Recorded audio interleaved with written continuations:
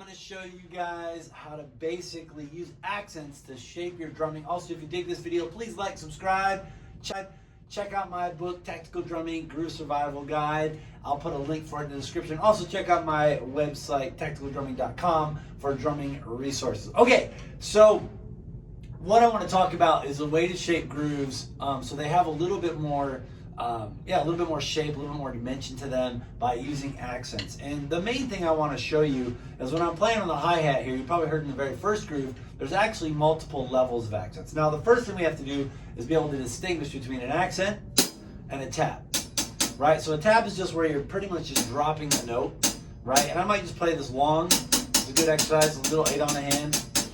Well, that's worth more than 8, but you get the idea. Just keep it kind of going with my right hand, right? But then what I'm going to do is I'm going to accentuate the other note. So I'm going to play a hit with a little bit of strength. I'm going to drop that second note. So hit, drop, left hand, hit, drop, But here's the thing, and this is where I guess kind of creating the power of accents, and that is to shape stuff. You actually have to use more than one dynamic level of accents, right? So when I was playing that groove earlier, you could hopefully very clearly hear the difference between the snare drum, where I'm putting a really heavy accent, right, and some kind of lighter accents on the hi-hat. So the accents on the hi-hat are a little bit, quite a bit less, right? Mezzo forte-ish, right? But when I'm hitting the snare, I'm pushing a lot harder, so I'm giving it a much more powerful accent. And likewise, in the bass drum is about equal in volume to what I'm doing in the snare. And that's the part that I really want the people to hear up front. Right? I want them to hear that.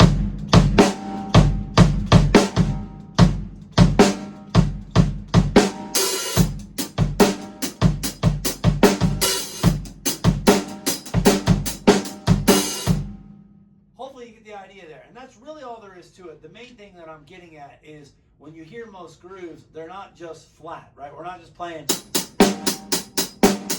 We're actually shaping that little accents. And that is also true with what we're doing in our drum fills, right? So if we're playing fills,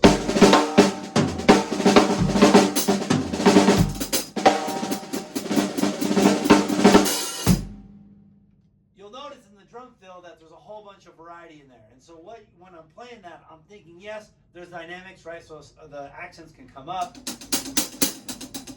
which is a good thing to practice, right? Both hands. But you want to make sure that the accents are distinct. So when you're shaping your grooves, playing different things, I highly recommend using this variation in accents. Some of them are going to be a little bit lower. Some of them are going to be a heck of a lot higher. And of course, maybe one of the best examples of this in drumming is the band AC/DC, right? I think I've mentioned this in another video, where basically, you know, if you think about how simplistic some of the drumming is, but yet genius, it's just all the drummer is playing is.